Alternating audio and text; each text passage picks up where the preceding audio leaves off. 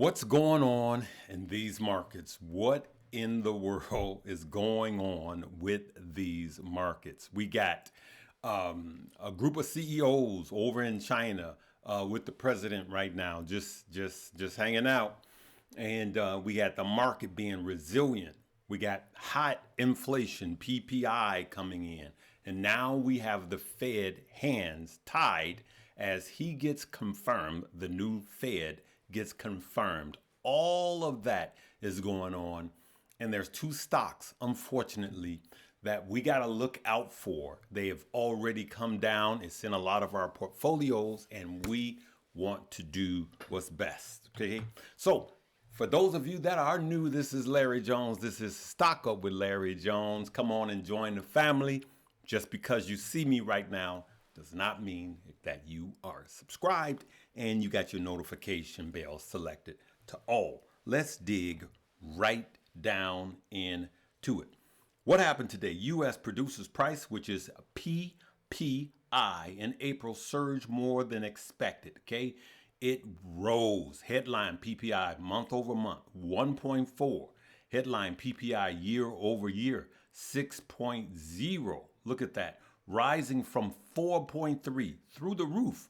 Core PPI, all right, except food and energy, okay, 1.0 monthly, and then 5.2% annually, significantly higher than estimated, okay? And so PPI came in hot. Usually when you see CPI, PPI is the next day, and sometimes PPI comes out and then CPI. Well, things have to be produced, Producers Price Index, before they are consumed, which is CPI, Consumer Price Index. It simply measures, it's a gauge to measure the rate of change, CPI, in goods and services that we consume. PPI is the production of those services. So the PPI measures the rate of change of goods and services or products produced. Okay. I just wanted to make it plain, as they say. So it was sky high. Was it expected?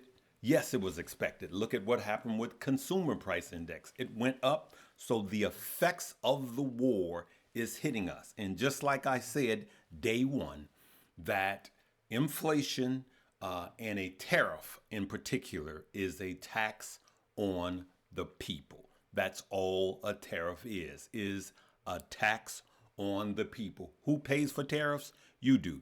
Yeah, Larry, you don't understand. They charge the other companies. It doesn't matter who they charge. The buck gets passed to you and I, the consumer. Okay? Just understand, and all by get an understanding. Okay? Get an understanding. All right. So, but what happened with all of that high inflation coming in? NASDAQ up 314 points, or ticks, or bips, as they call it on CNBC. Listen, it was an absolutely insane day. So in the pre-markets, we were up by 200 bips, and then it came all the way down, okay? And then from the bottom, mooning all the way back up another 400 bips, or 400 points, as I call it. The market is resilient. Now, there's a lot of headwinds going on right now. We got the president and all these CEOs in China right now as we speak. And some say that they're cutting a deal. And some think that they just chilling. The boys is just over there chilling. You be the judge. Are they over there chilling or they cutting a deal? You guys know I always talk about the quote unquote dog and pony show from both sides.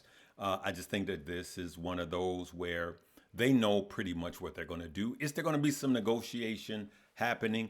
I do believe there's going to be some negotiating happening because they wouldn't need all of those CEOs. I know that also there's some chill time in there, and it's how they look. Chinese President Xi, how he looks in front of his country, and how our CEOs and our president looks in front of our company as they do these deals. Now, warning, there are two stocks in particular that I am afraid of losing gains, and you're going to have to do what's best for you. One of them is ticker symbol USAR. Watch this. I put in here what would happen to the company. I already know because we've been through this before. If the United States cements a comprehensive rare earth trade deal with China, USAR Rare Earth Inc. faces, look at that, financial risk, including sudden stock price drops. Okay, that's what I'm saying right now. I wanted to get this up in a timely fashion. I know it's the after hours. You can do what's best for you. Larry, are you saying to sell it? I'm not telling you to do anything. I'm bringing it up. And not just ticker symbol USAR, but ticker symbol OKLO, OKLO. Okay. Do I believe in OKLO long term? Yes. Do I believe we need to onshore our rare earths? Absolutely. Do I believe that we need nuclear energy to power, and I know that's nuclear energy, OKLO, but we need it to power AI? Yes. But it's a ripple effect, and that's why they are down before. I told you guys before, when we have these deals, look at this. OKLO, through change in government, equity backed, look at this. Altered supply chain calls for specialized reactor materials. You see, the materials used for the reactor, what are they? Rare earths. OKLO is an advanced nuclear technology firm backed by the federal government's crucial industry. You can see this. The broader geopolitical resolution will directly ripple into its funding and commercial deployment timelines. And so it's tied, right? Unfortunately, the two are tied, and this is what we get. We get right now on today, OKLO is down 5%. USAR is down 0.5%, but at the time of recording this, OKLO is down, but it was preparing for this all week. Both are down about 11% over the week. You can look at it right now. OKLO and USAR down. Okay, I'm green over the month in both. USAR is up 51% and OKLO is up 29% for the month. Year to date, you could see that USAR is absolutely mooning. Okay, so it means two different things to do two different groups of people. If you are up and you are up massively and you don't want to run the risk, then you could tap out.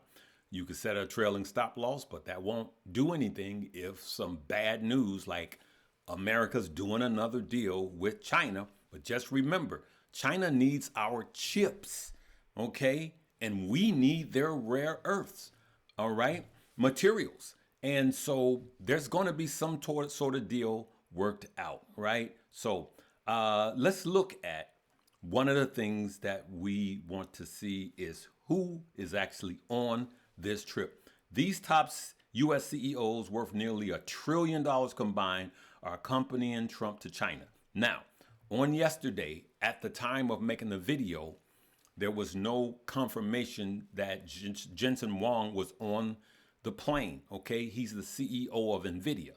Well, he actually took his own plane, and he is over there with him now. We found that out late last night or early this morning. And you could see here that you got Elon Musk there. You got the CEO of Nvidia. You could see here Jensen Huang. You could see that. And you have other negotiators that are there and other CEOs of major companies. Look at this. Additional U.S. business leaders who are traveling to Beijing, including Blackstone CEO. You can see that. You can see his worth. Apple CEO Tim Cook. You can see the CEO of Boeing. All of them. Meta president. All right. So you can see all of these bankers, media company, hardware, software, chips are all going over there. And we need to see what they come back with, right? So the market likes that. That's why the market, in spite of the high inflation from PPI and the day before CPI, the market still just plowed its way through because the market is forward looking. Then we had the Senate confirmation of Kevin Walsh, who is now the new Fed chair. Now, we do know that the president wants him to cut interest rates, right? And he's been touting the 1%. And now it looks like because of high inflation, I don't see any rate cuts right now. Some are saying none, just solely based on the data that he should not be doing any rate cuts this entire year. And some are looking at 225 basis points rate cuts this year, right? And so now it's going to be hard for him to start cutting rates with inflation running out of control. Inflation has to come down. What could cause inflation to come down? We need a deal in China. We need the tariff deal worked out. We need the Straits of Hormuz open. And we need that oil flowing again. And that's not going to be instant. So one of the ticker symbols that I am in, or one of the companies that I'm in, is Norwegian. And it got beat down because every single week the war is over. But as I turn my mind back to 2020, the best time to buy Norwegian Cruise Line and American Airline or Carnival Cruise Line was when the virus was here and no one was on the ships. What do we have now? A virus and high oil prices. So I know that some of you are ready to actually tap out of the cruise lines, while some of us are looking actually to enter. Okay? And I have some, and it's been getting whacked, and I may just double down and just hold. Please hold. That's what I'm thinking about doing. What about you? Guys, I'm just going to leave it right there. I just wanted to come and explain all of this data, okay? I'm not even going to, I'll just do this right quick. This is some of the winnings we got today, guys. Look at that. Some of the winnings we got today, I'm stacking them twice. Got those A+ levels. Look at this. Skill levels, you could see. You guys know. I could just go page after page. That's Money Moves. Just come join us. People are joining, saying I should have been here. We absolutely printed money with Tesla today. All right? We just printed. We've been printing money with Tesla and Palantir, getting these calls like right to the penny and just running with it. Okay? Come join us in Money Moves. I believe that we may be live tonight on Keenan Grace's page. So if you see that, come and support your boy by leaving a good comment. I will see you guys tomorrow. We're going to keep our eyes focused. I want you to look at your OKLO. Remember that. I want you to look at these stock. I don't know what's going to come out of this meeting, but I want you to see what are your positions. And I want you to go back to the last time the president had a talk with President Xi. And when the talks were off and they weren't going good, these spiked up, okay? And then when it looks like we were going to work out a deal with China, these fell. So you be the judge, okay? I'm just bringing you the information. We'll see you tomorrow. Live, love, laugh, and learn.